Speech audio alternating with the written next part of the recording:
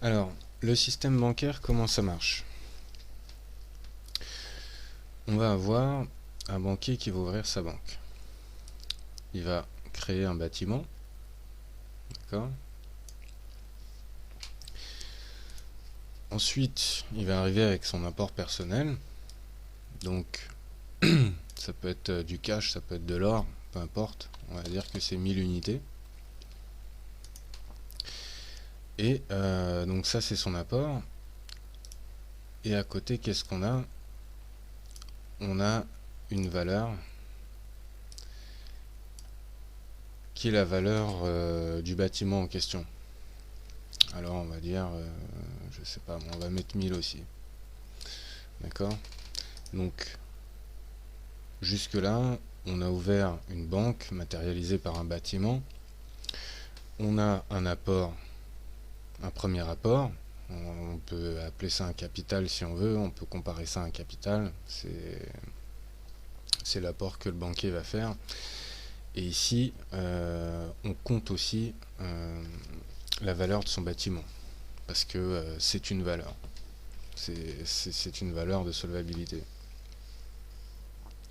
Alors, une fois qu'on a ça, on a donc une disponibilité pour l'instant de 2000.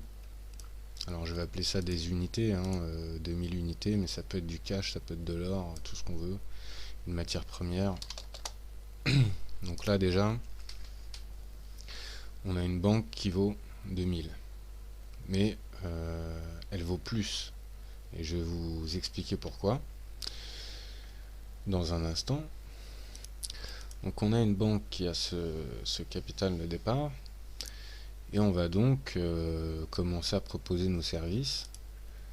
Et on va avoir un premier client qui va se présenter à nous. Et qui va donc souscrire à un compte. Il va faire un dépôt. Alors admettons 2000.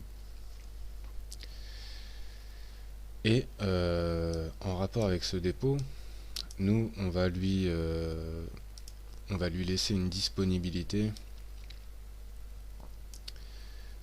Donc cette disponibilité, elle est en argent virtuel. Et donc ça va être son compte.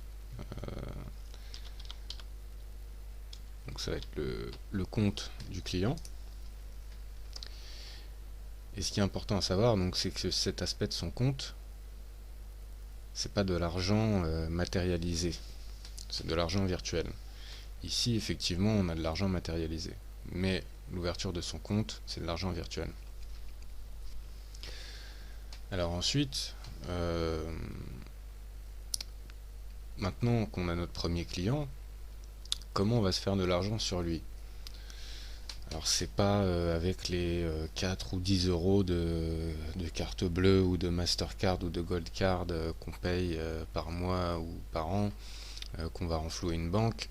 C'est pas avec la souscription des rapports de compte par SMS, etc., qu'on va arriver à payer les traders, le directeur de la banque, etc. Il ne faut pas se faire d'illusions.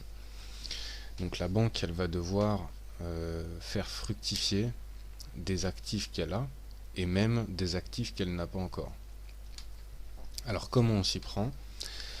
Eh ben, le premier business des banques, c'est de faire des prêts. Ça, c'est pas un secret. Donc on va avoir un gros client qui va venir nous voir. Alors quand je dis un gros client, ça peut très bien être quelqu'un qui veut emprunter de l'argent pour sa maison, ou ça peut être quelqu'un qui veut ouvrir une société, ou même une ville, une mairie qui voudrait construire, un pays qui voudrait emprunter pour aller faire la guerre. Ça peut être n'importe quoi. Donc ce client il arrive et puis il va nous dire voilà, moi j'ai besoin d'un emprunt. Alors bon, on va dire que cet emprunt il est de 5000. Alors qu'est-ce qu'on va faire? On va lui laisser ses liquidités en virtuel. Alors c'est là où ça devient intéressant,